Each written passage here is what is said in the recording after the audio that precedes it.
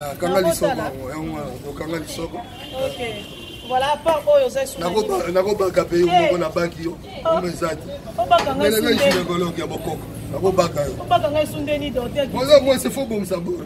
Merci beaucoup to so la masolo. To so masolo ya ba kisi ozo sala ya ngai te pardon. Ami internaute bo comprendre. Et puis nazana peine capitale. Donc peine capitale donc mort subite. Donc voilà ka likataka lokola libendeka. Donc peine capitale. Nde yango nde peine capitale. Peine capitale donc mort subite. Ya moi. Sikoyo est-ce makambo ozo sala ozo boma ba couple to ozo bomisa. Mama likata na mukongo mundela longa te bamelaka bokoko faut ça que naturel oza bokoko na biso naza pe la levire goro levire ya komase goro zo pe goro et ya mulai munene 23 cm ba be ngo levire likata donc soko zia ngo même yo moko donc sentir bon ya religé de raé voilà ngai te s'il te plaît ko sala ngo pa la goro bon tout solo là. Ok. Si quand yo vina yo to yoka to gagner vina on dit s'il te plaît ko bouger caméra bité.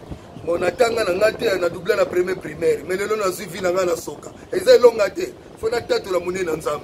Donc la tanga te na soka la première primaire lelo nga kitingi na zo vina ngana soka. Ozo vina na makambo na. Na zo vina soka. Pour soma lo pango na ngana soka. Soka futanga yi. Bona goro kaka na tanga te.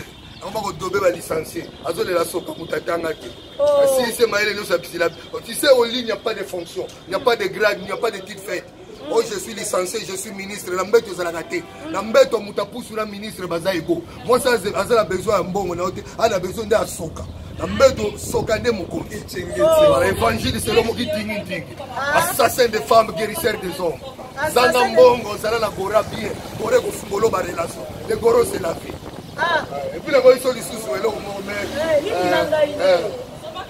et là on sur son mère on lui gâté au kata ba on lui gâté mère kata ba kunza et si ça reste mal libolo faut pas kunza zala donc kati ba kunza comme le kola ngulu ba palola faut ba kunza zala si ça va botter libolo on lui mère kata ba kunza te vraiment papa qui tingi la docteur qui tingi nazangi makambo koloba parce que oyo solo bana éviter ces évangiles selon yo ton évangile c'est le qui tingi donc mon consambe tu as des soka ça fonctionne à côté ça grade na côté ça musa mais ça ça ngoro sikoyo mama lopango bosuki ne wapi mama lopango za suna zemi donc a 5 bis donc za su zemi donc mama lopango na minute za 5 zemi à 3 mois donc bilonga na poto ba numéro